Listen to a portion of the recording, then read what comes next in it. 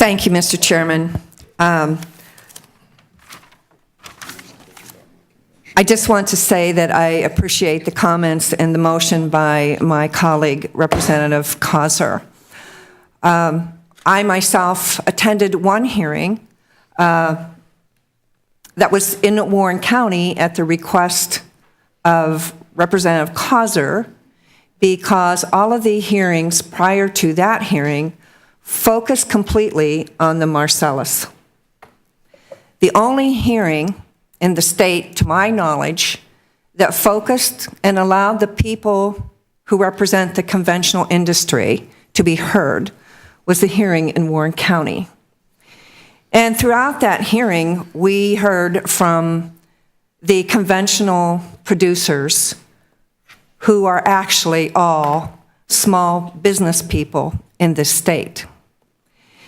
And there is a section that we believe violates the Regulatory Review Act, the Small Business Statutory Requirements, that sets regulatory requirements specific to small businesses, including an economic impact statement and description of any less intrusive or less costly alternative methods of achieving the purpose of the proposed regulation. The small business provisions of the Act were ignored in the original regulations and in the regulations that were submitted in March of 2016. There have been attempts to substitute chatter, contrasting conventional and unconventional operation differences, which has absolutely nothing to do with the impact on small business or less intrusive or costly alternative methods. The proposed rule contains not a single provision specific to small businesses. The hearing at the Warren County Courthouse, Mr. Chairman, was specific to those issues of the conventional producers who are small businesses, and not just the owner-operators, but the next generation of those conventional well producers and owners. Young people in high school who talked about working in their family business and how discouraged they've become, looking at the industry that has been around since 1859, since Edwin Drake drilled the first well in Titusville, Pennsylvania.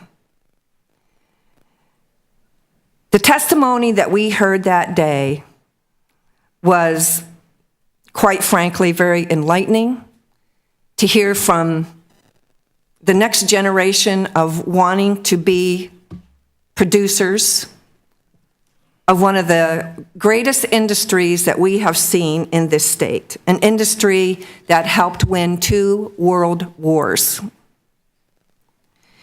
an industry that produces many items that people aren't even aware of, the plastic industry and the medical, all the innovative medical research. If you walk into a hospital today and look at everything that's made from plastics or in your car and in your home, those are all products that originated from the conventional oil industry in the state of Pennsylvania.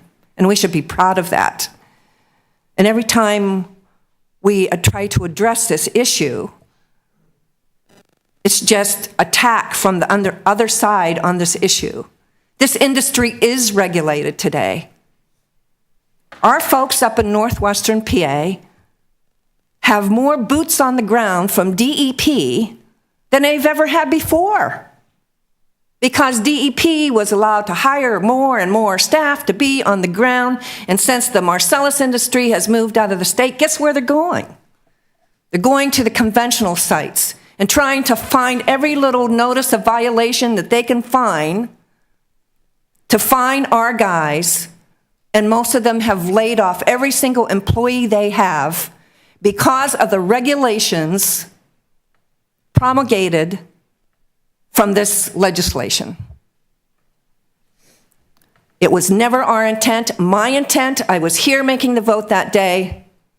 Our folks have had numerous meetings with even people in this audience trying to demonstrate the difference between conventional and the Marcellus industry to no avail. We are losing an industry because our folks cannot comply with these strict regulations and stay in business. I implore you to cast an affirmative vote on Representative Causer's motion and my second.